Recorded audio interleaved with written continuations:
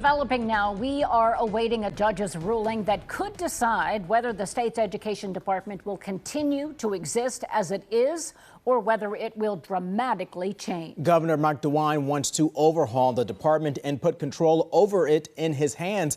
But for now, that plan is on hold. Opponents call it a hostile takeover which scraps accountability. Thanks for joining us for NBC4 at 6. I'm Kerry Charles. I'm Colleen Marshall. Just within the last hour, the governor issued a warning in a virtual briefing saying a previous injunction on his plan is expiring at midnight. The old Department of Education will go away. It goes away because of the law that was passed by the General Assembly. And that old department dies at midnight. So there is certainly a potential for chaos.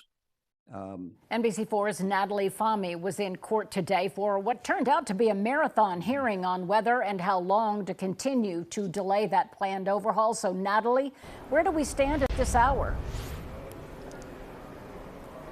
Colleen, right now, the transfer of power is on hold as a judge takes facts and findings into consideration on Wednesday. Then we'll decide whether the case will proceed or if another hold will be placed on the law.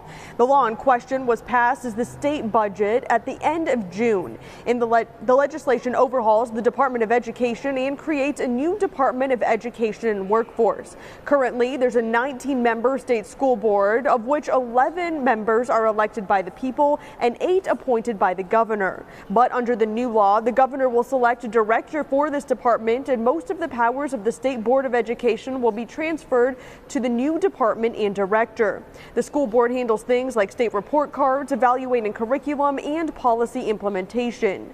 The defense argues if the law does not go into effect tomorrow, there will be a lot of questions about how the department moves forward. But the plaintiff says the new department would diminish accountability of the State Board of Education.